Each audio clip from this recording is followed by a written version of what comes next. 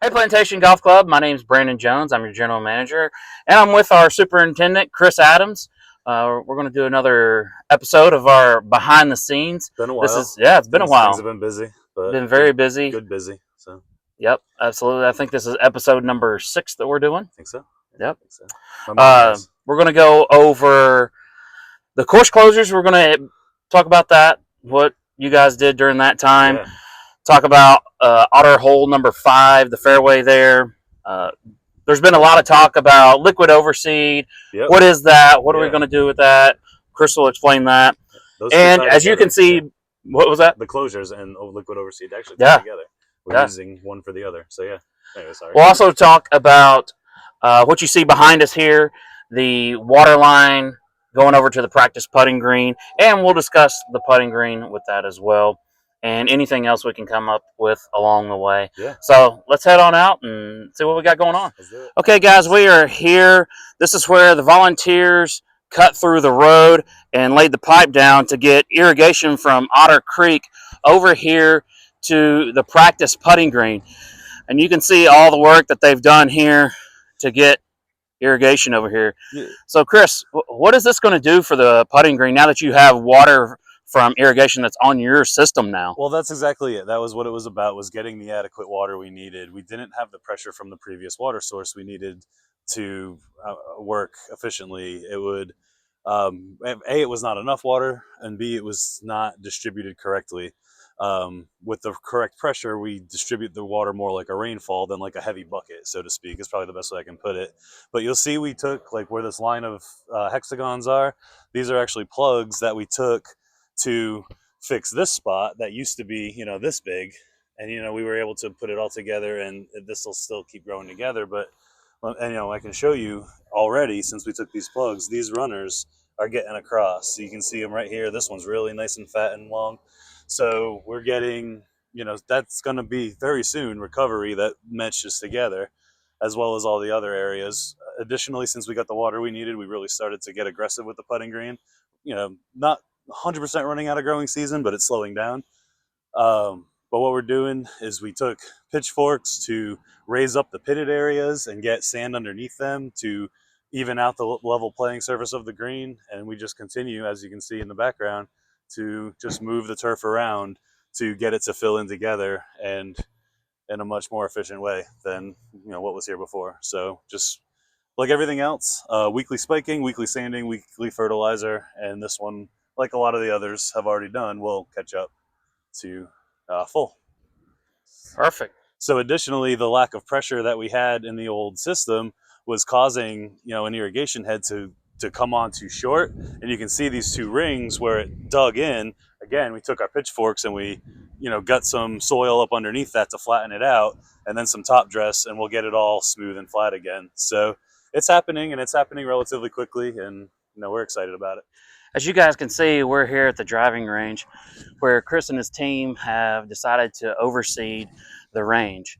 So what that means is we need to be very vigilant on staying on the mats for probably, Chris, how long would you say we need to stay on the mats? 2 to 3 weeks. So let's just say 3 weeks. 2 to 3 weeks. Yeah. On the mats, and we'll let you guys know when we can get off the mats once the overseed has come in strong.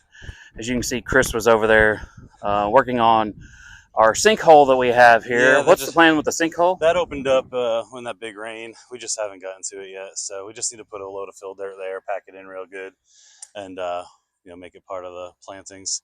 And then as far as, this is as far, we said we would push the Bermuda as far as we could till October 1, and then just bury it in seed. So we put really 2 different kinds of grasses, a low creeping Poa trivialis, and then also the ryegrass. So we'll, we should have a nice, good temporary fill here, and hopefully a lot of Bermuda kind of works its way, through that as well over the winter.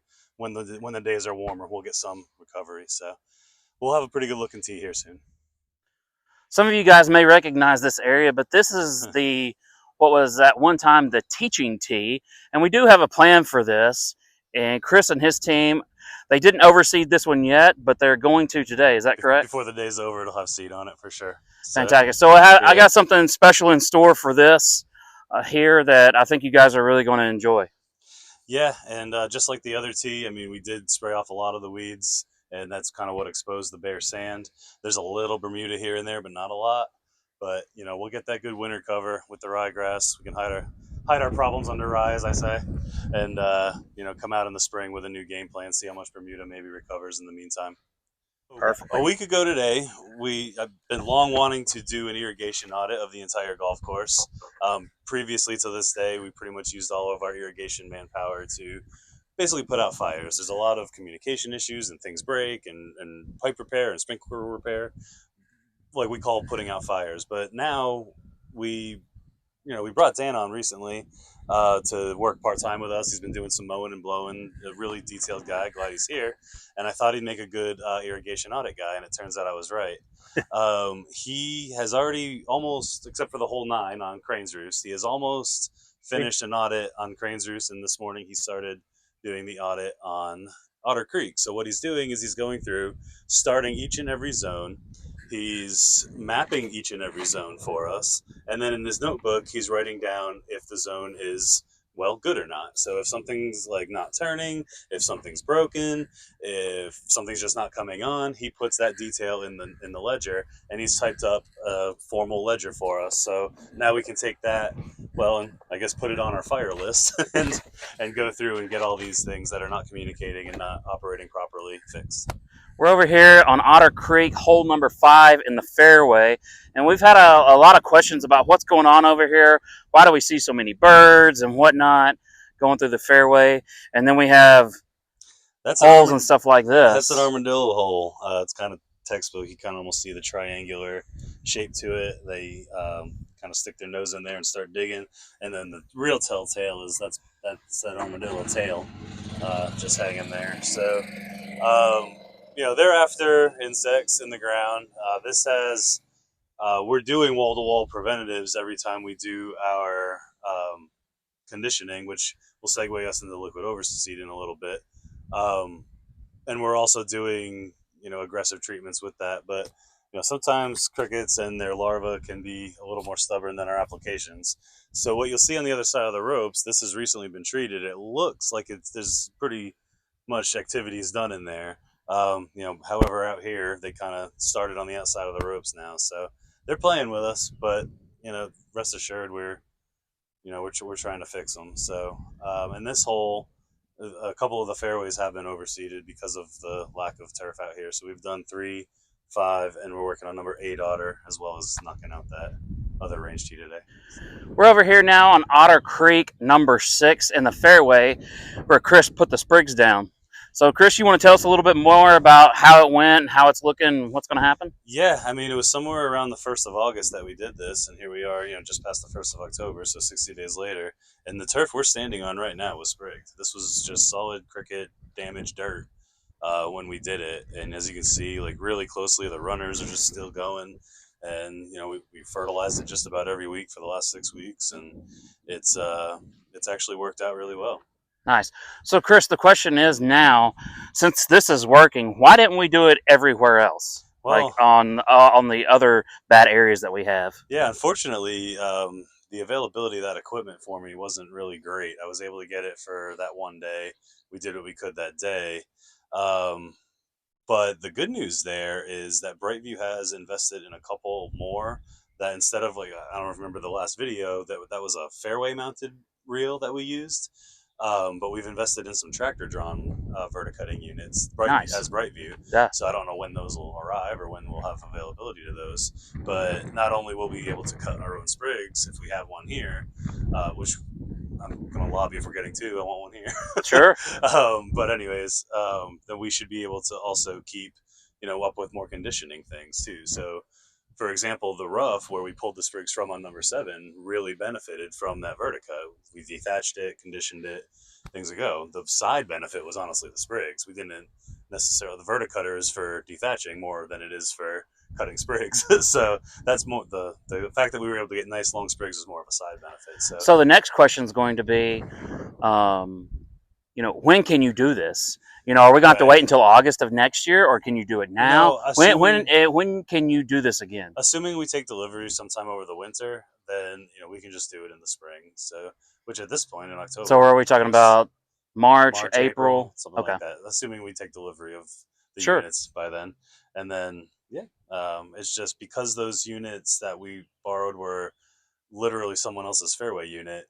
They needed that back to keep up with their fairway requirements. So I wasn't really able to borrow that for more than that one day.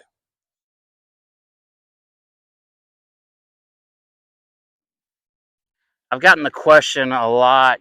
People have heard rumors that we're not overseeding this year.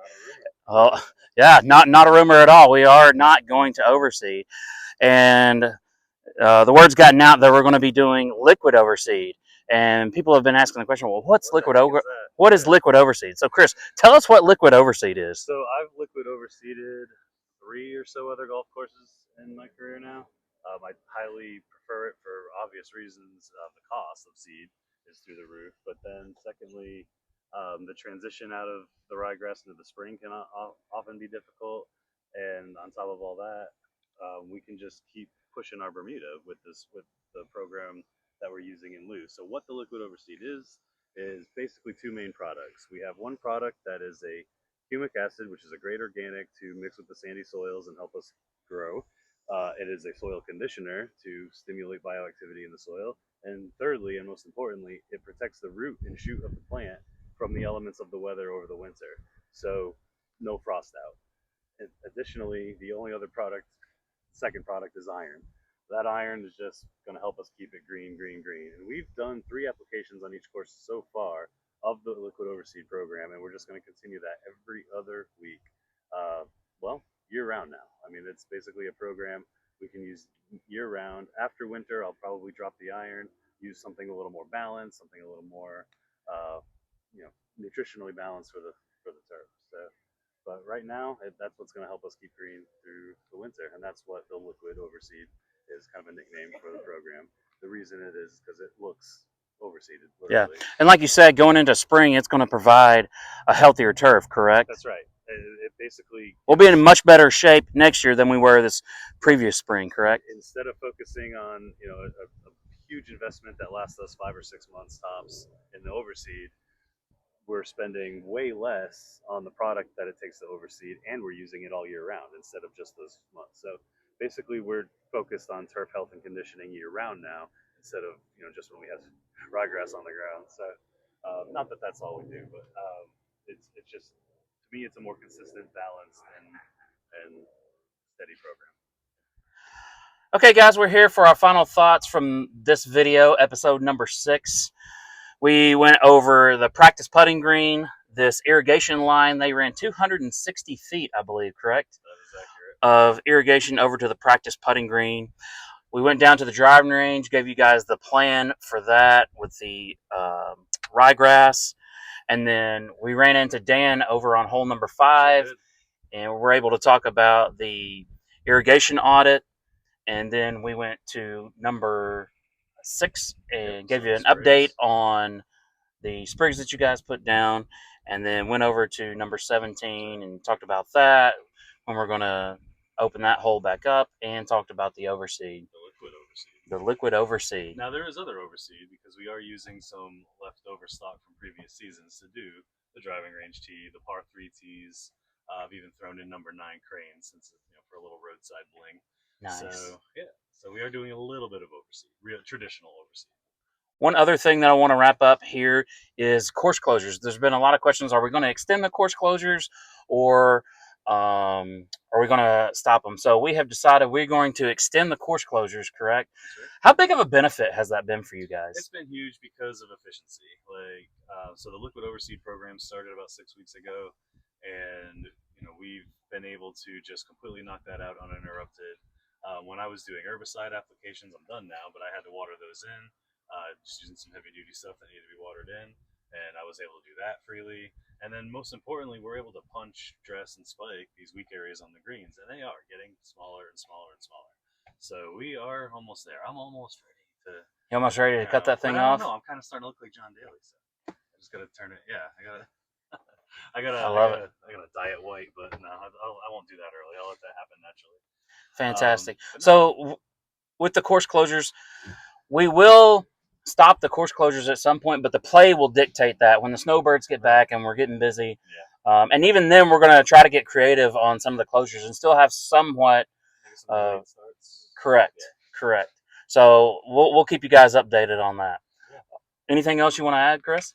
No, I think that's it. I mean, I just, God, we're on month 5, I want to say, for my arrival here, and there's Yep. days where I'll admit to you guys, I get frustrated. Like I feel like I'm not doing enough, but then somebody reminds me that it's better every day, and it really is. It's I think we all just want it to happen overnight, myself included. We want it done yesterday. Yeah, pretty right? much. But I really do drive around and see the progress, and I am excited about that. So, and I hear about it from you guys, and Very much appreciated because I hear it too. yeah. So, Because early on there was a lot of naysayers and stuff really about the was. golf courses and how bad the golf courses are, but it's night and day difference from when I first got here to now. I actually have this gauge in my email inbox. It's like I'd say the first couple months it was just. I mean, I was under attack. I felt Yeah. like, and rightfully so. I mean, Sure. let's be real. And then I feel like they started to go. They transition into things are looking better, but Yeah. it was those emails, and now I feel like the emails are coming through with the compliments almost Yeah. exclusively. Yeah. And my staff gets them all the time. I know I said this in the last video. Brandon's getting them and passing them to me. Like, no, that encouragement's huge because it is. Like, I can look around and go to just bad area A, B, C, and D and get frustrated. Sure. And then it's like, just stop looking at those bad areas for Yeah. 5 minutes and realize what we have done. Sure, We really absolutely. have done some good But stuff. also, let's be clear: we're nowhere near where we want to be That's right. for the end goal. We're still So when I say it's a night and day difference, just because it's night and day difference does not mean that we're satisfied with where we're at, because we are not satisfied That's right. with where the courses are. I like to say we've come a long way, Correct. but we've got a long way to go. Absolutely. All right, Chris. Appreciate you. Likewise, Appreciate yeah. what you do and your staff does, Likewise. and making this golf course much better. So thank you guys so much. See you guys next time.